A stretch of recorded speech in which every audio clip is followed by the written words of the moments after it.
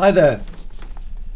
Today we're going to talk about the third book in the Slough House series by Mick Herron.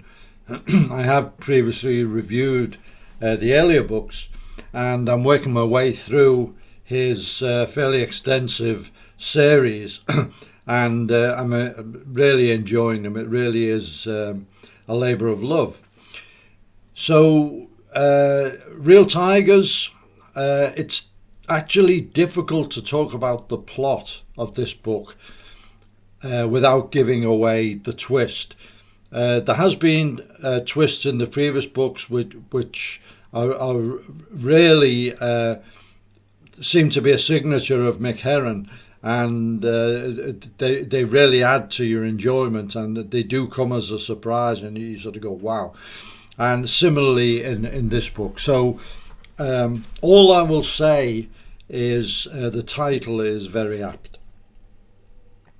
Now, Mick Herron is very, very good at plots, and it's unfortunate I can't really talk too much about this one. However, he's equally good at creating very memorable characters. And most of the regulars from the previous books reappear in this one, including the newbies, Marcus and Shirley, who we were introduced to in the previous book, and who have Marcus has some really good hard skills. He was kind of an operator before being relegated to Slough House, and Shirley really thinks fast on her feet and is a good partner to Marcus. And they have quite a prominent role in this particular book, as does Catherine Standish, who is kind of the counterweight to Jackson Lamb.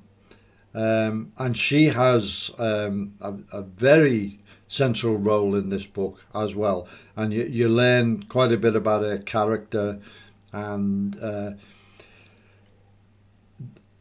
each of the books takes the whole story and backstory of Slough House and the park further, and you find out bits of the history as you go along.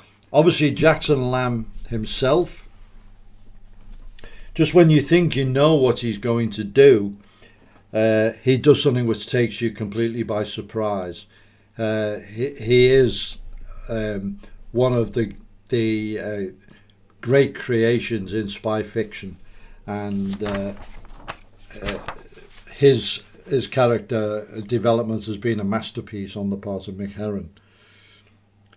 The two women, Lady Di, who is second desk, kind of the ops officer at the park, and her boss, who is first desk, they scheme and maneuver against each other.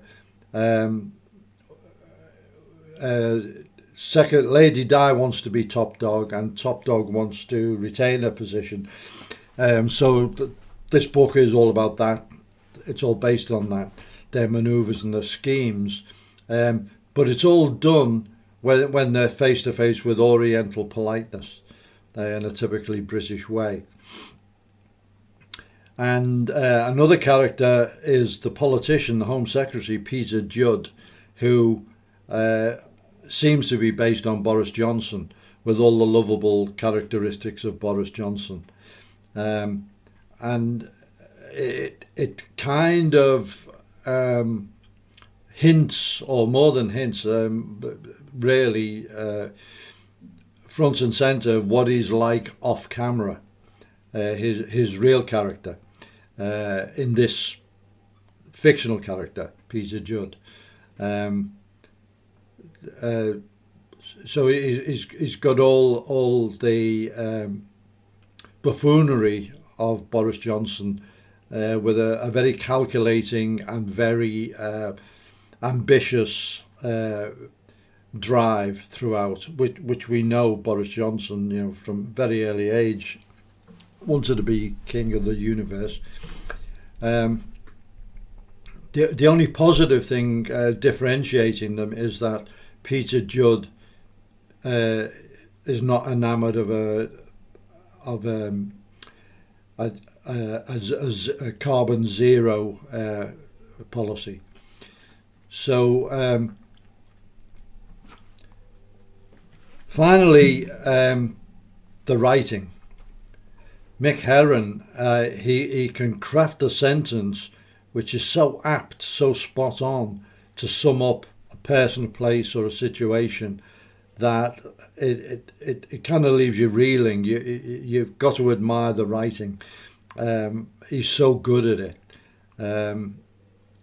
and it's fairly very different from most of his peers. So he has carved out a niche for himself in this, and all I can say is the book does reach a very satisfying conclusion, which nevertheless leaves you with a real desire to read the next book, which I will be doing and I will be reviewing here.